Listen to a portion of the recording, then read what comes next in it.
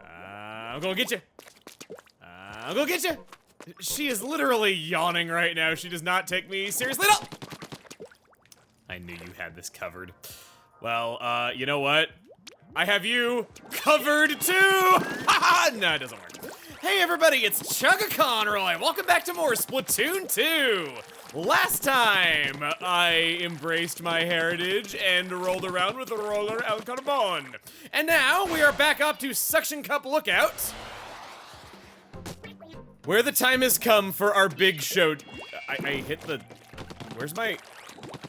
You can't switch bombs while that is on screen. Well, I'm willing to bet that annoys speedrunners. The showdown. Fear of the Octo Samurai.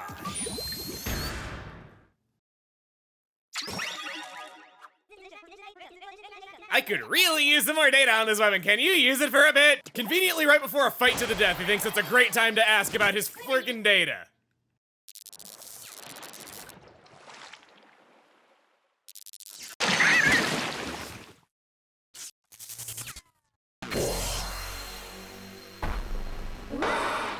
His juices are glowing.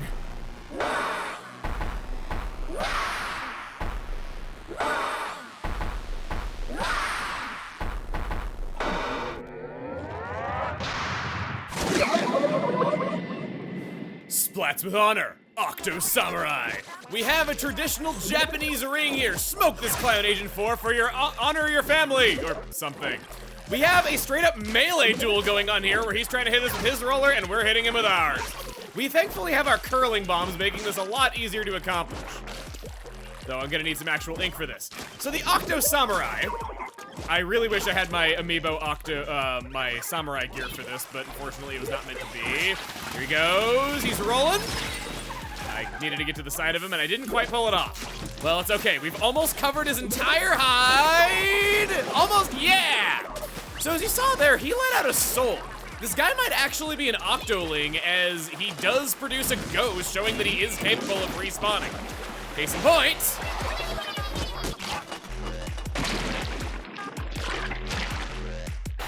Anytime you're ready, pal. Yeah, his soul comes back and he respawns. He is an Octoling, just a very overweight Octoling. Vertical fling stance is a go. He is now going to just lunge at us, trying to do a vertical attack from a range. Quite similar to how that really works. Oh, nope. You're not gonna get me. You're not gonna get me.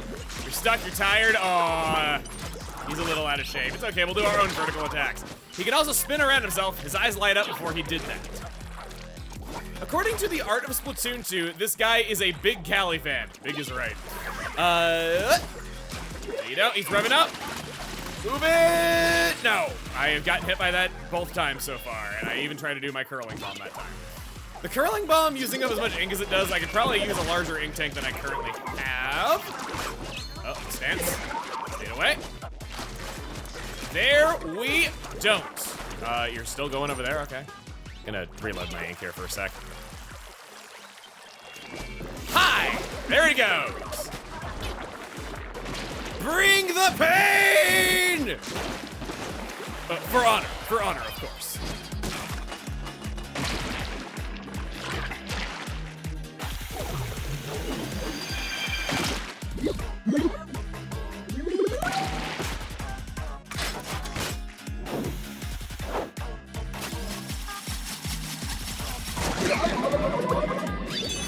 Ooh, now he is doing the roll stance. All three stances of the roller properly represented and accounted for, sir. No, you don't.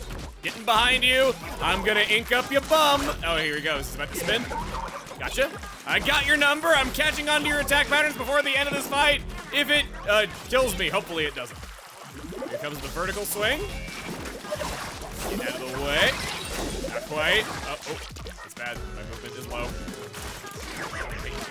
Oh, no. I need to move like yesterday. Oh, God. I actually jumped out of the way just barely in time. Oh, he's doing two passes. Okay, he's done. There it is. Ready for you. End it now.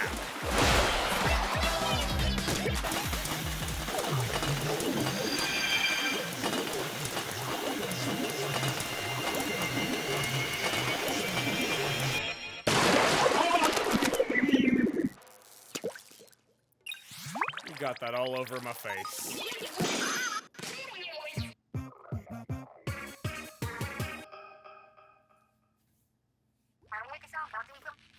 That was kind of insane. Great work, Agent 4. Maybe it's just me, but the Octarian bases feel like they've been given a feminine touch. Maybe they got a new decorator? No. Huh? This radio's on the fritz. I swear, I just changed the batteries in this thing. Actually, there is likely radio interference in Octo Canyon. All the junk around there is probably giving off electrostatic. See, all of the consumer products use a frequency called C-Pod band. Microwave ovens are prime culprits. In fact, my you're breaking up, Sheldon. I'm going through a tunnel in an elevator. How can you not love her? Her sarcastic nature is so good.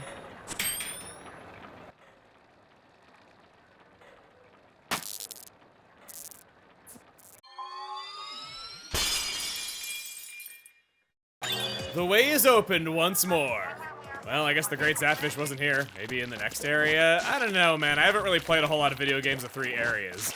So what we're gonna do now is we're gonna go back to Inkopolis Square, and rather than cover a new topic right away, we're just gonna jump straight into the weapon of the day.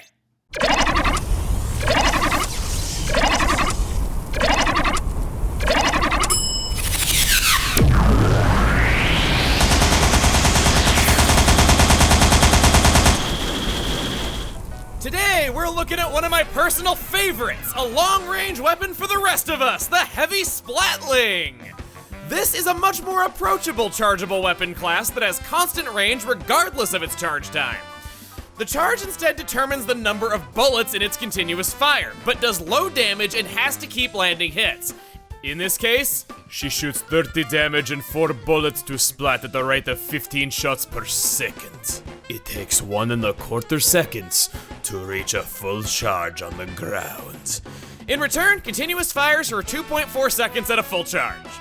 Now, you don't have to be Dude himself to land more than 4 bullets in a 40-shot burst, even with how much of a spread shot it is, meaning that less than full charges have their place here and are not often unnecessary, a very big difference from chargers.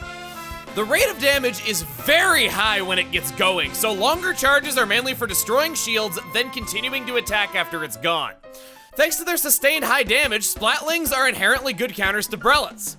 A max burst eats close to 1/4 of a tank, but individual bullets are tiny and don't consume that much ink if the job is completed in shorter charges. Charges may be canceled by squidding to make this a reality. After the energy is released, there is an ink recovery cooldown to prevent near constant firepower.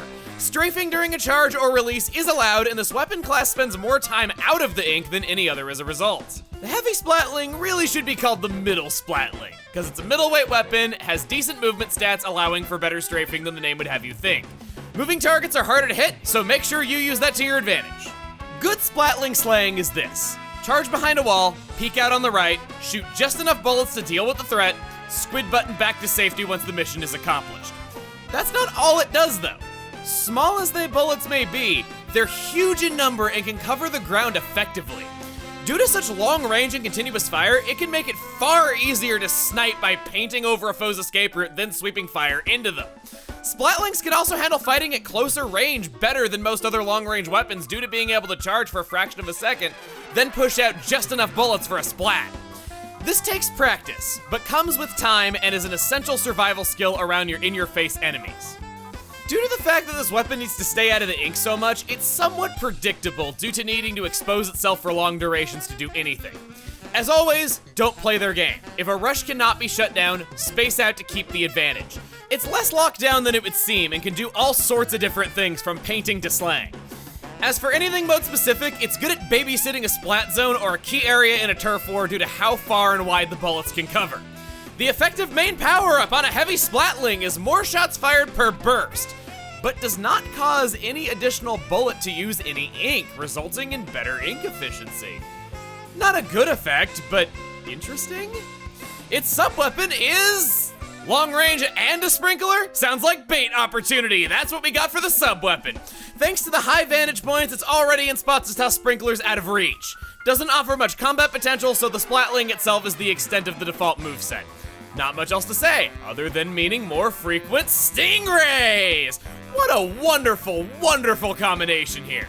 The Splatling gun is already hiding behind walls and poking out to shoot, placing the stingray in safety from normal use. If it doesn't manage to get the kill, chip damage is still great when the main has so much reach and it can use partial charges to get near instant damage to finish them off when the special concludes. Just keep in mind that the stingray is about as restrictive as it gets, versus the main gun being able to do almost whatever it wants. Between the good turfing and the sprinkler, it's going to earn this all the time. It doesn't even have a particularly high special requirement, landing the middle of the road at 200 points. There isn't a whole lot else to talk about when it comes to the heavy Splatling as a whole. The sub-weapon doesn't really help it in fights, and just help it get a special weapon that's very disconnected from the rest of the kit. There isn't a particularly smooth teamwork between the parts, it's just a good main weapon that sometimes transforms into a good but very separate special weapon. For the equipment, I want to give special attention to Run Speed Up. It is the most important ability on the heavy Splatling, as it relies on out-of-ink movement and managing its time. Of course it's good. Let's stick some stud stickers on it and become the fabulous heavy Splatling deco. Its sub is the Splash Wall. Amazing sub weapon for it. Only needs a fraction of a second to charge up, but the preliminary use of the wall gives it insurance against the unexpected. Smart placement of the splash wall makes this a downright annoying weapon to bring down and lets it play the spacing game even better. That's not counting the fact that the splash wall is a manipulation tool, allowing it for easy flank attacks. Splash walls use 60% ink, meaning roughly 2 full charges can follow it. Full charges are rarely needed, so it might as well lay down splash walls whenever possible. Only downside is the long ink recovery lag caused by both the Splatling and the wall. Get used to managing that carefully. It's nice to throw down a splash wall before using the special weapon to get free protection due to the easy reload. It's made even better when this wall is paired with the bubble blower! Finally, I can talk about this thing! You never know when you'll need to blow bubbles in a war. It has 8 seconds to create a maximum of 3 bubbles that fill in with their side's ink color and lose mass from enemy ink. They move slowly in the direction blown from, bouncing along the ground as they go. Bubbles do 30 damage per second on contact and absorb all attacks that touch them. Any bomb that makes contact detonates instantly. Enemy attacks can make it disappear, but enough allied ink will cause them to explode. To be exact, bubbles have 400 HP, but yet again, HP is an abstract concept that can't make up their mind with. Enemies hit for half damage, but their damage grows as the bubbles start shrinking. Your allies do 20% more damage than the kid that created them, encouraging teamwork. Attacks can come from so many places when main, subs, and specials can all affect it, so it's kind of a mess to be analytical with. Just know that when it fills up with its own color, it goes boom. When it goes boom, the explosion has 50% splash damage and 250 on direct hit. Explosions spread ink, which can cause a chain reaction with other bubbles. If neither side destroyed a bubble for 12 seconds, it fizzles out on its own. It seems weird, and I certainly didn't expect it to be good the first time I saw it, but it's got a lot going for it and has a lot of great uses. For one, it's instant cover due to absorbing whatever attack comes its way. It gives it a way to force through a narrow choke point or just block enemies from taking a certain pathway. You can bet the long-range backline weapons will shoot at them to sustain the blockage. The cover can be used for the opposite, preventing a sniper's clear shot at a ranked objective. In splat zones, throwing all 3 bubbles into the zone and setting up a chain reaction might as well be free points and can turn a close game in the last seconds. In turf wars, bubble blowers should be used as cover or pushing forward. If using them at the end of the time limit, they need to be blown up a little before time is called to get the free points, as bubbles exploding after time spread no ink. The effective special power-up on the bubble blower is larger bubbles and larger explosions. This is the single best special weapon for special power-up, practically allowing bursts the size of the moon. Heavy Splatling can sustain a high amount of damage over a few seconds at a time, meaning that it's easy to destroy the bubbles. The bubbles give cover, but so does the splash wall, and it might as well be used before the reload if the user prefers to stay put and shoot the bubbles over a great distance. By staying behind and blowing bubbles, it can keep control over the center and color in the splat zone in a hard-to-counter way. I'm just gonna come out and say it, play this weapon if you play splat zones. It has a little bit of everything. Long range, good movement, a sub-weapon to fall back on, and a special that awards free points. For abilities, special attention to Object Shredder. The main weapon is already good at destroying objects. This makes the bubble blower even better and makes it much easier to destroy one's own bullets. With Object Shredder and Bomb Defense together, this weapon is a strong counter to other bubble blowers thanks to its sustained high damage output.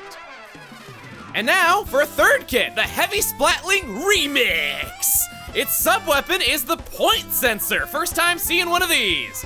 For only 45% ink, this creates a sphere that holds for 2.5 seconds and tracks any enemy who squirms inside until 8 seconds of base time after the point sensor landed. For instance, if an enemy squid comes into the field 2 seconds after deployment, they are only tracked for 6 additional seconds. Time is added if a player is continuously marked with more point sensors before it wears off, but no remaining time can ever be longer than the maximum of 8 seconds. Point sensor spawns no ink. I remember thinking this sounded factually worse than a bomb, and the ink cost wasn't that much lower to offset it, but there are more advantages than just ink usage. The field of effect deploys instantly and goes through walls and floors, making it near impossible to predict when it's going to come out, and makes it a very easy way to know if an enemy is hiding without having to go into their field of view. All other players can see tracked enemies by a point sensor, leading to team plays, and this will even show as an assist to make it tangible just how often it's been helping. Point sensors are majorly affected by multiple abilities. Bomb Defense Up DX reduces tracking time. Just one sub will cut it down by 10%, and almost everyone runs this, so expect that. Due to the super cheap ink cost, Inksaver sub barely affects point sensors and should not be run with it. Since we're on the subject of abilities, let's go over sub power up a little early. This raises range and slightly increases tracking duration. The returns on this are surprisingly strong, giving a 10% increase with just one sub slot. Not something I'd recommend highly, but I wouldn't disagree with liking a little bit of it, especially when the Heavy Splatling gets use out of long-range throws too. Point sensor might not seem all too exciting, but consider that no Heavy Splatling has a bomb, and it's a constant for them to have more tactical sub-weapons. This gives it something it can do with a reload when there's no clear shots it can take. It can stop a problem before it starts. You don't need me to go into how it makes a shot easier to land. Aside from that, it's good as a desperation play. Throw it when trying to swim away, and it might just mean their demise even if they bring you down. Really, it's tracking on a sniping weapon, and throwing range enables it to get some good throws from up high. What more do you want? Fine. I guess a special weapon is pretty reasonable. So we got something big here, the Booyah Bomb! Since the Heavy spends its time either far across from the field or high up on lookouts, it's got the line of sight to throw a Booyah Bomb anywhere it wants just from playing normally. It could be thrown directly at a target at an awkward moment, or it could just become the awkward moment. Due to the length of this special, it can be thrown to cut off a foe from a safe zone, forcing them to either take the bomb or fight you at a huge disadvantage due to how long it takes. With the long range of the main weapon, it can pull this off with ease. For a more defensive approach, if things just won't work out, it can be tossed at the user's feet to get a little space. This is a turfing-oriented set that holds control over a given area just as much as it snipes. The main and special work well together, and the point sensor makes foes think twice before moving into the view of a Splatling. Heavy is already good at covering splat zones from a safe distance, and this makes it able to rack up free points and hold the zone whenever it's looking grim. It's most immediately good at that mode, but it makes it more capable as backline support by just tossing it at any telegraphed object in the other modes. For the equipment, a lot of the abilities that helped out the other two sets aren't particularly helpful here. Run speed up, swim speed up, and new to this recommendation is special charge up for more frequent specials. Very, very basic.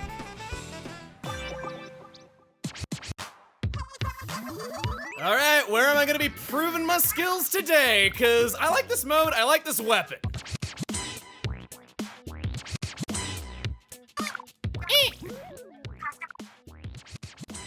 Rainmaker, Skipper Pavilion, and Blackbelly Skate Park finally a new stage. I hope you're ready for my Stingray, Shablow! Not in the studio, Pearl, save it for the battleground. Ooh, foreshadowing. You'll see what I mean later. That's sort of how foreshadowing works, yeah. Well, partner, this town ain't big enough for the two of us. I look so awful right now. I am the Canadian who's about to get real sweaty on his morning jog. Our topic of the day is a brand new game mode, Rainmaker. And to understand Rainmaker, you have to understand Rainmaker. You'll understand Rainmaker. Let's have a brief overview of it.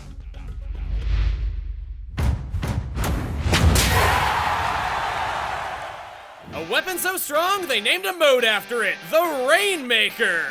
A shield around it must first be broken by loading it full of your own ink color more than the enemy's. The shield does damage to all who touch it, and it is lethal if it breaks too close to the opposite team of who busted it. Many weapons have bonus damage against the shield to make up for poor firing rate or damage so that everyone can contribute well. Some examples of main weapons with buffs are nozzle noses due to their lack of continuous fire, or the splooshomatic to make up for it having to get so close to the damage zone. Potent attacks at destroying the shield include bombs, bomb launchers, and stingrays.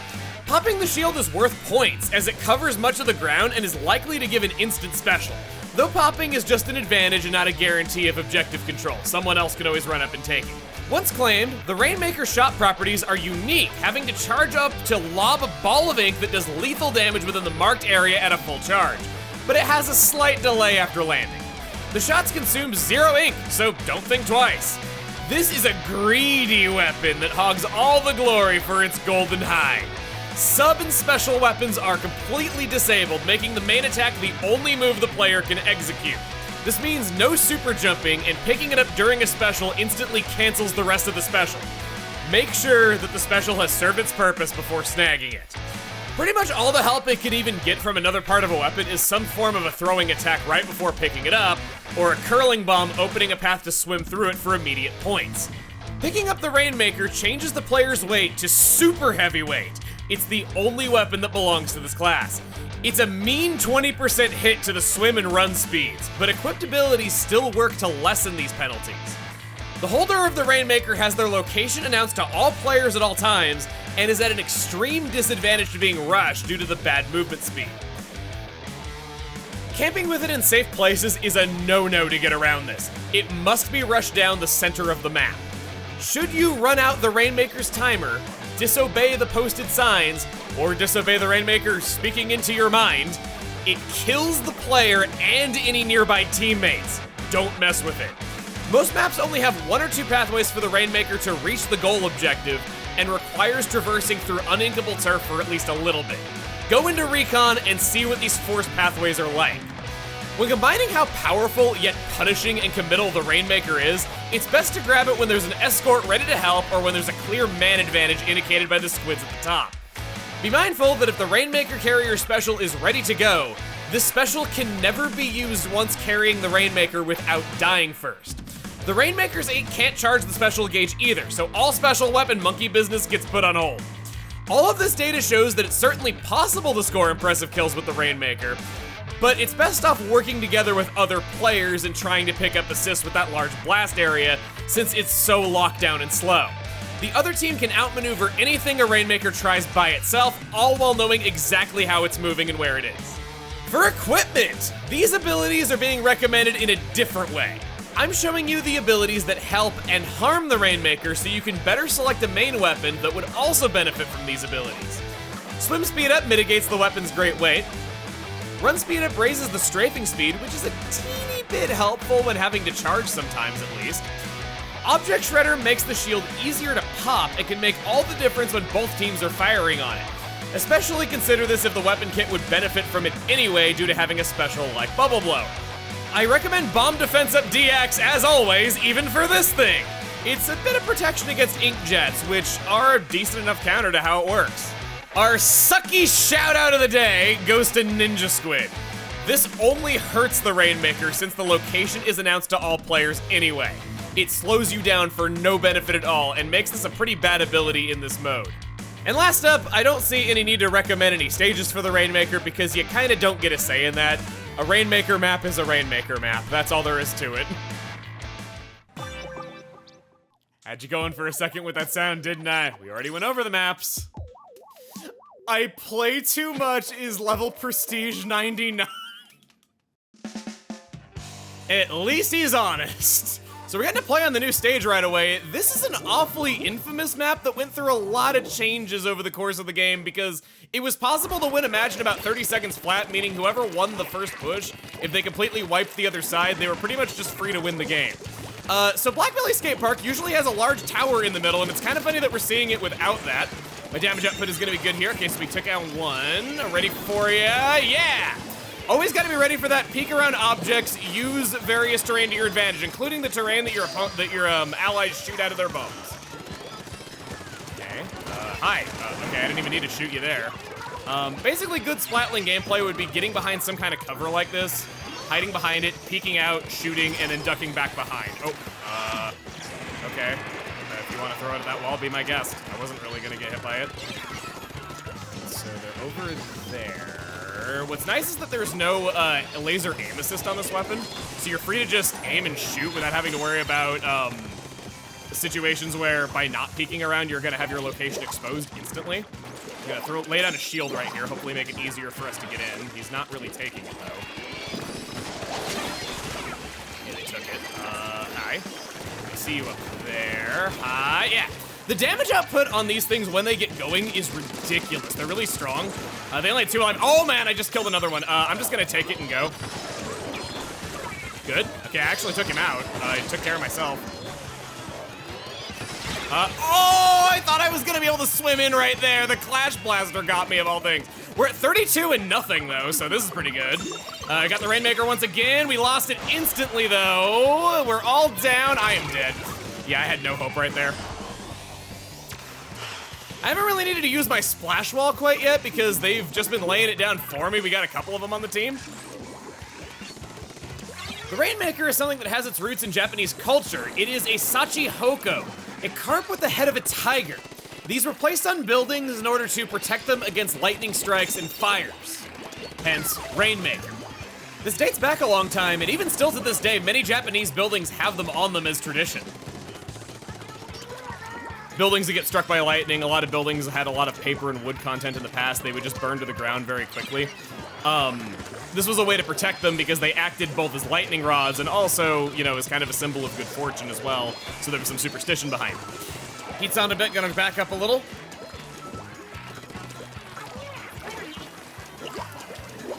Do that. And we are placing it atop of something. That pedestal at the end is what our goal is. This is kind of the escort the cargo mode of Splatoon, if that makes sense. Telling me to go this way. There's a choke point over there. They don't have a lot of time left with the Rainmaker. If they don't start making a move here, they're gonna lose it. Or they're just gonna lose it anyway. Yeah, that's why I like this. That right there is why I like the heavy Splatling so much. It can attack from up close quite well. They only have 1 person alive and he's over here. So I'm just gonna start suppressing him. Okay, he's dead. So they don't have anybody jumping in here. Let's toss that. Make it so they can't move around as much. Gonna shoot that. Gotcha. Oh, he barely sniped it. I even saw him too. I'm not gonna shoot the Rainmaker. My goal in ranked battles, frequently, is I find guys and I kill them. I don't just rush the objective. I am always gonna get paired up with teammates who will rush the objective no matter what. So it doesn't make any sense for me to like always focus on that. I just wanna stop moving the back of your head in front of my gun, please. Thank you. I thought that was kind of basic human logic, but I guess not. Oh gosh, okay. Another thing I like about the heavy Splatling is just that it can make a bullet of ink out of nowhere, so if you need a tiny touch-up to keep moving, it's surprisingly mobile despite seeming like a long-range weapon. Okay, so we're at 20 and nothing still. They got the Rainmaker. We can always just toss down splashballs here. Here, I'll even throw mine in so we can just juggle them. He's not close enough for me to actually hit. I'm gonna watch this over here, just because he can't really advance through here anyway. Okay, yeah, okay, he's good. What? Those must have been someone else's Tentamissiles, because that was way too fast for me to be getting. Oh, he did it from up close. Oh, wait. Oh, shoot. I have to try. I have to try. I have to try. It's dumb, but I have to try. Oh, I was meaning to actually jump to the other guy. Toss that there. Okay, so they can't get in. We're at 5 points. I'm not used to seeing a Tentamissile used from that up close, so usually I think, oh, I got a few seconds. That was pretty smart on that guy's part. I didn't even think of that before. Okay.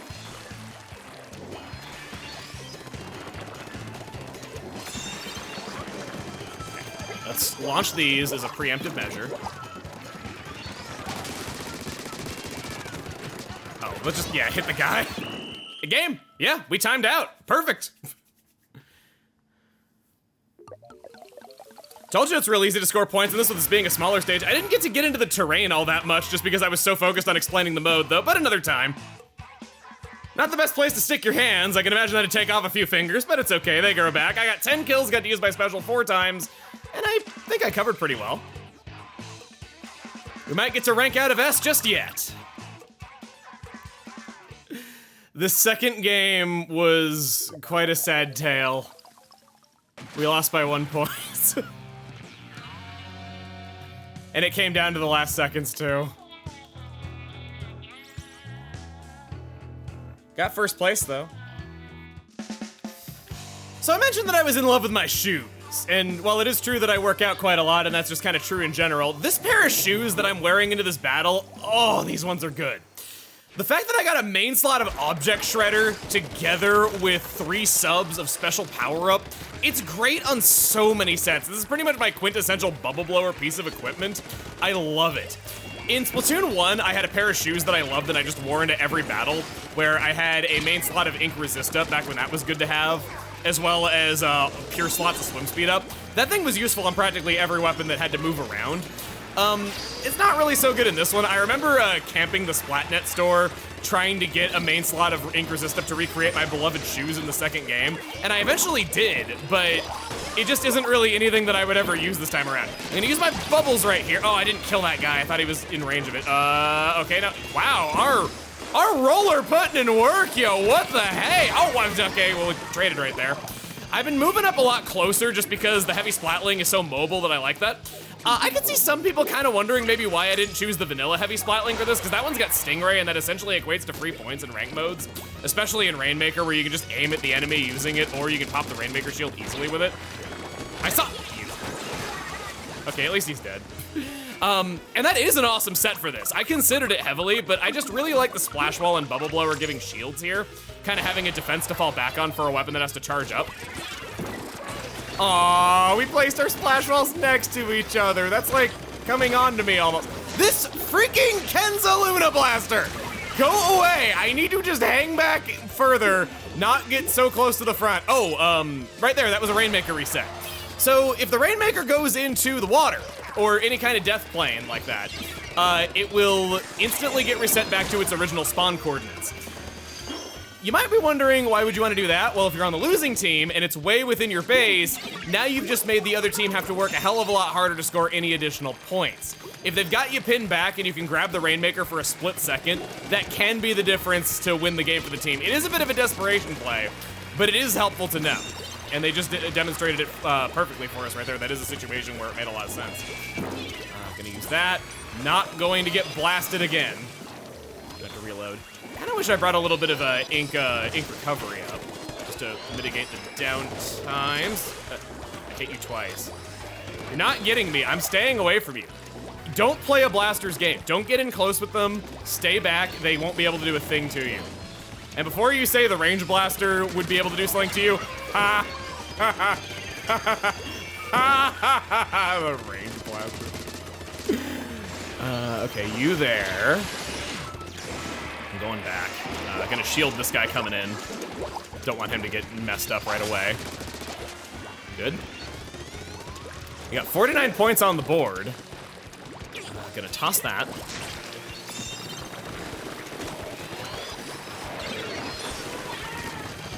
I got 3 of my bullets on him, though I didn't quite finish him off. Unloading a full load. We're just gonna go back here. I wanna stay away from all of that mess over that way yonder. Frickin', get out of here. Oh my God. Okay, they lost the Rainmaker, that's the important part. This Splatling has survived so much. Kudos to him. As a person who loves Splatling play, I am quite honored by this. Freaking alarm went off right there. My phone won't shut up. I have so many things going on at once here. It's really testing me.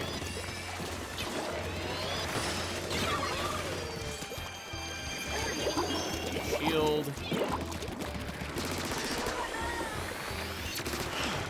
out of here. That's gonna just burst that right away.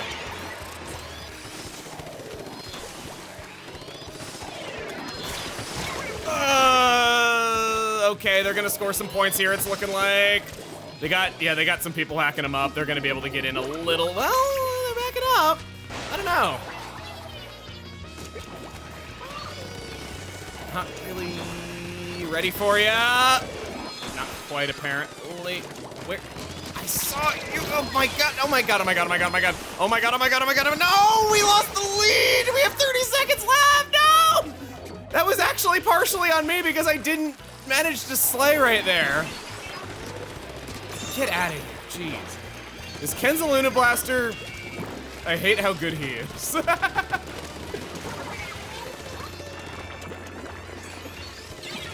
Oh, you want to add insult to injury, don't you? You want to score. You're backing up. You taunting me? You taunting me? You know what we do to taunters? We win against them, I think. Managed to blast it again. We needed to grab the Rainmaker. Yeah, they grabbed it in overtime, so it went to them. All right, that's it.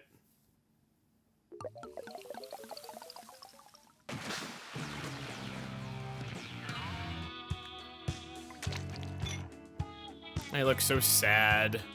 I'm on the verge of having to work back up here to get into S+.